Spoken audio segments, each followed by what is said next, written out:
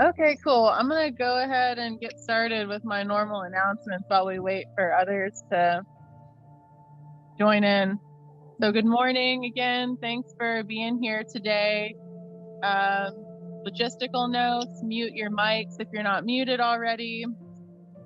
A reminder to grab your journal if you'd like to participate in our journaling portion of the service.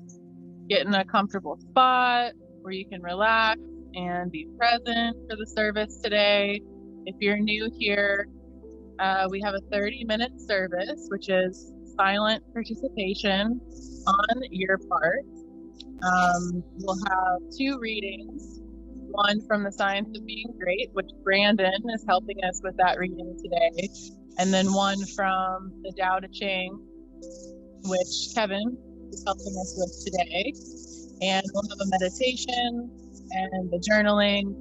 And following the service, we'll have a discussion, which is longer. It's about an hour and a half. We allot until noon for the discussion. Eric will be leading the discussion. So if you can stay for that, awesome. Some really juicy, great conversation happens in the discussion portion. So we hope you can see it, but if not, that's totally fine. We understand some of the busy day. So, Courtney, yeah. But you're kind of muffled. You're kind of going in and out on your mic. Okay, maybe I'll get closer. I am outside, so maybe it's the birds kind of muffling me. Is that better? Yes, that's much better. Okay, I'll just get a little closer. Hey, everybody. Okay, so a refresher about Psanctuary. If you are new here, we're a 508c1a faith-based organization. We use psilocybin mushrooms as a sacrament to connect us to divinity. If you're not yet a member, we welcome you to become a member. If you also see sacred mushrooms as a sacrament, we welcome you here at Psanctuary. To become a member, you can go to psanctuary.org. We have several places throughout the website you can click around to become a member. If you have any questions about that, you can also email Athena at info@sanctuary.org. Please do consider donating to Psanctuary.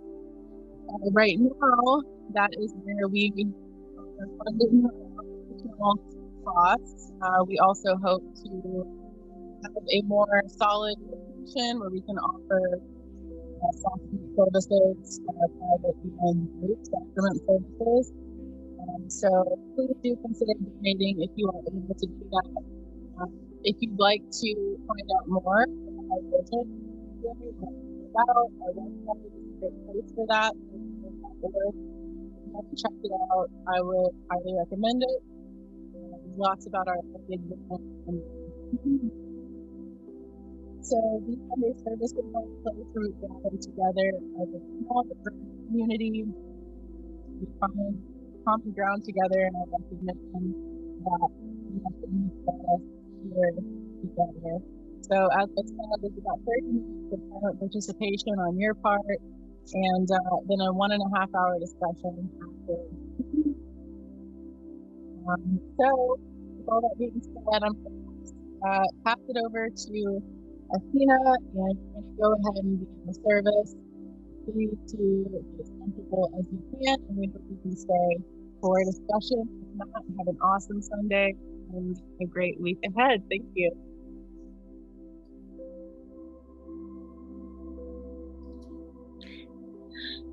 Thank you, Courtney.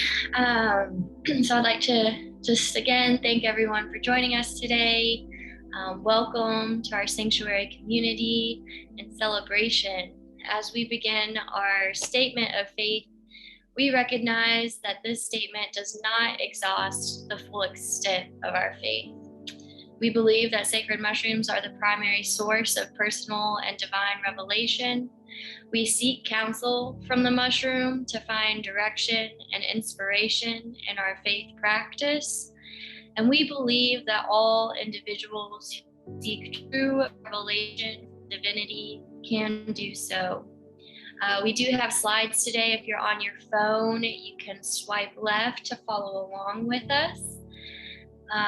And we begin each of our services with a 5-minute meditation. So if you'd like to find that comfortable position and get grounded into this space and really think about what brought you here today, our fellow members that are here with us today, those that are further away, being called to other areas of life, and just send out that love into the world. We'll take this time to get grounded into this space. I invite you to take a big inhale, exhale.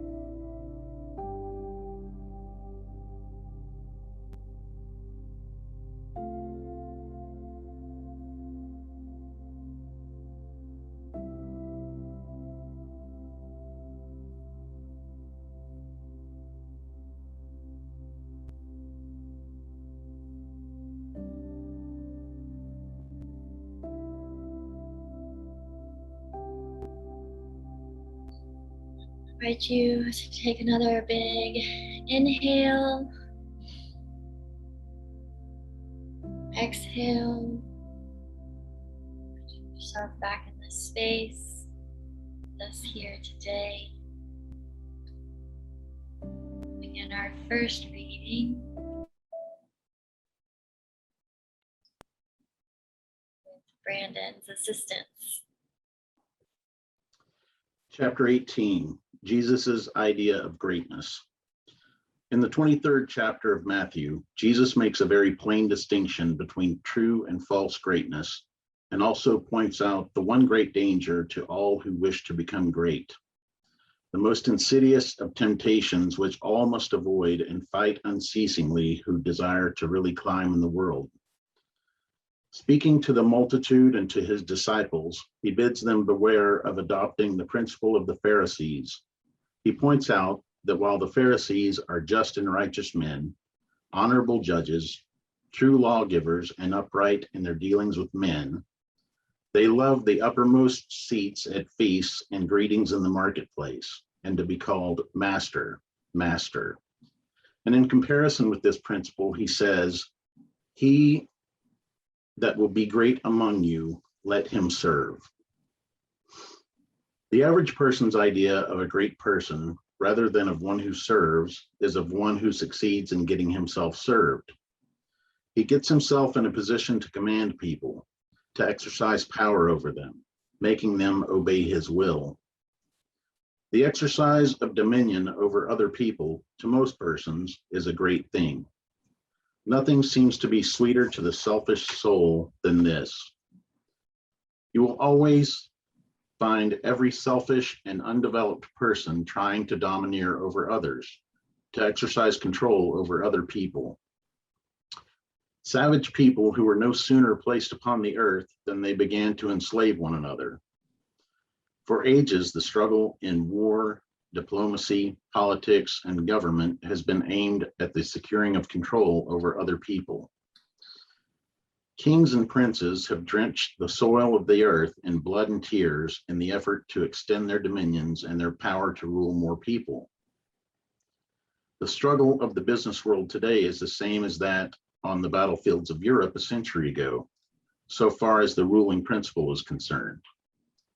Robert O. Ingersoll could not understand why men like Rockefeller and Carnegie seek for more money and make themselves slaves to the business struggle when they already have more than they can possibly use. He thought it a kind of madness and illustrated it as follows. Suppose a man had 50,000 pairs of pants, 75,000 vests, 100,000 coats, and 150,000 neckties. What would you think of him if he arose in the morning before light and worked until after it was dark every day, rain or shine, in all kinds of weather, merely to get another necktie? But it's not a good simile. The possession of neckties gives a man no power over other men, while the possession of dollars does. Rockefeller, Carnegie, and their kind are not after dollars, but power. It is the principle of the Pharisee. It is the struggle for the high place. It develops able men, cunning men, resourceful men, but not great men. I want you to contrast these two ideas of greatness sharply in your minds. He that will be great among you, let him serve. Let me stand before the average American audience and ask the name of the greatest American, and the majority will think of Abraham Lincoln. And is this not because in Lincoln, above all the other men who have served us in public life, we recognize the spirit of service? Not servility, but service. Lincoln was a great man because he knew how to be a great servant. Napoleon, able, cold, selfish, seeking the high places, was a brilliant man. Lincoln was great. Napoleon was not. The very moment you begin to advance and are recognized as one who is doing things in a great way, you will find yourself in danger. The temptation to patronize, advise, or take upon yourself the direction of other people's affairs is sometimes almost irresistible. Avoid, however, the opposite danger of falling into servility or of completely throwing yourself away in the service of others. To do this has been the ideal of a great many people. The completely self-sacrificing life has been thought to be Christ-like life because, as I think, of a complete misconception of the character and teachings of Jesus. I have explained this misconception in a little book that I hope you may all sometime read, A New Christ. Thousands of people imitating Jesus, as they suppose, have belittled themselves and given up all else to go about doing good, practicing an altruism that is really as morbid and as far from great as the rankest selfishness. The finer instincts, which respond to the cry of trouble or distress, are not by any means all of you. They are not necessarily the best part of you. There are other things you must do besides helping the unfortunate. Although it is true that a large part of the life and activities of every great person must be given to helping other people. As you begin to advance, they will come to you. Do not turn them away. But do not make the fatal error of supposing that the life of complete self-abnegation is the way of greatness. To make another point here, let me refer to the fact that Swedenborg's classification of fundamental motives is exactly the same as that of Jesus. He divides all men into two groups, those who live in pure love and those who live in what he calls the love of ruling for the love of self. It will be seen that this is exactly the same as the lust for place and power of the Pharisees. Swedenborg saw this selfish love of power as the cause of all sin. It was the only evil desire of the human heart from which all other evil desires spring. Over against this, he places pure love. He does not say love of God or love of man, but merely love. Nearly all religionists make more of love and sacrifice to God than they do of love and service to man. But it is a fact that love to God is not sufficient to save a man from the lust for power, for some of the most ardent lovers of the deity have been the worst of tyrants. Lovers of God are often tyrants, and lovers of men are often meddlesome and officious.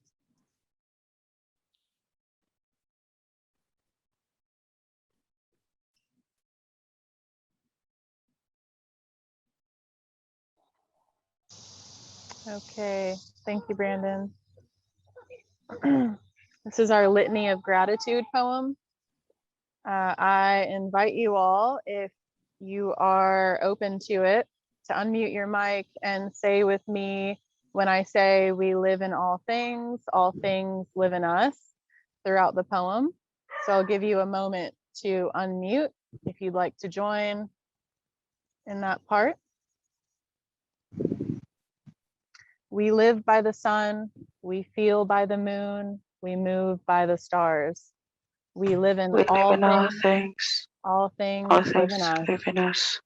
We eat from the earth, we drink from the rain, we breathe of the air.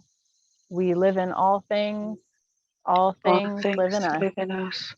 We call to each other, we listen to each other, our hearts deepen with love and compassion. We live in all things live in us. We depend on the trees and animals, we depend on the earth, our minds open with wisdom and insight. We live in all things live in us. We dedicate our practice to others. We include all forms of life. We celebrate the joy of living and dying. We live in all things live in us. We are full of life. We are full of death. We are grateful for all beings and companions. Thank you. You can mute yourself now.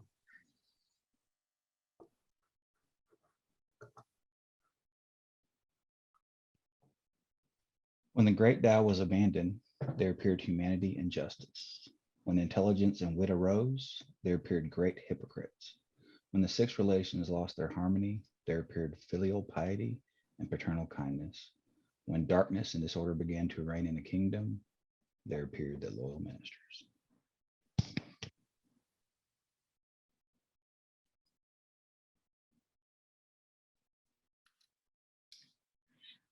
All right, thank you, Kevin.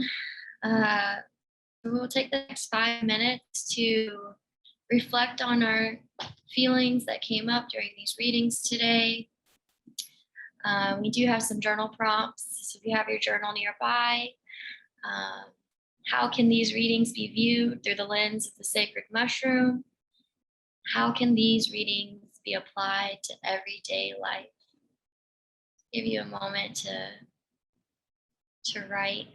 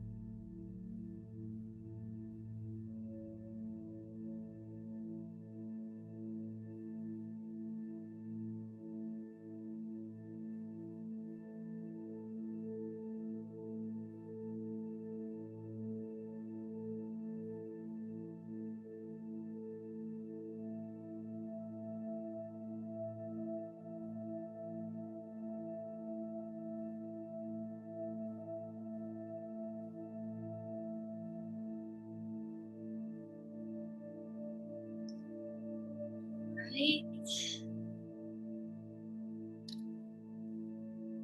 So, to close out our service today, recognizing again that we've come together with intentions of service to the land and all its inhabitants. It is in our hearts to go forth into the world with the collective consciousness. We encourage you to stay for continued fellowship and conversation around our readings today. And for those unable to stay, we thank you for being with us. Just some announcements, reminders. Next week is our first ordination with Eric, and we will be in the park for that service.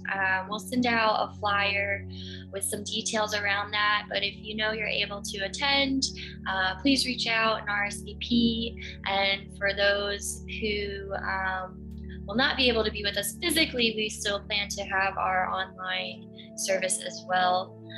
Again, all donations are greatly appreciated, and all feedback around our service is as well, and just other things that we're doing within the community, please reach out. I think that's all I have for today. So I hope you have a beautiful week if we don't get to talk in our conversation moving forward. And thank you for joining us.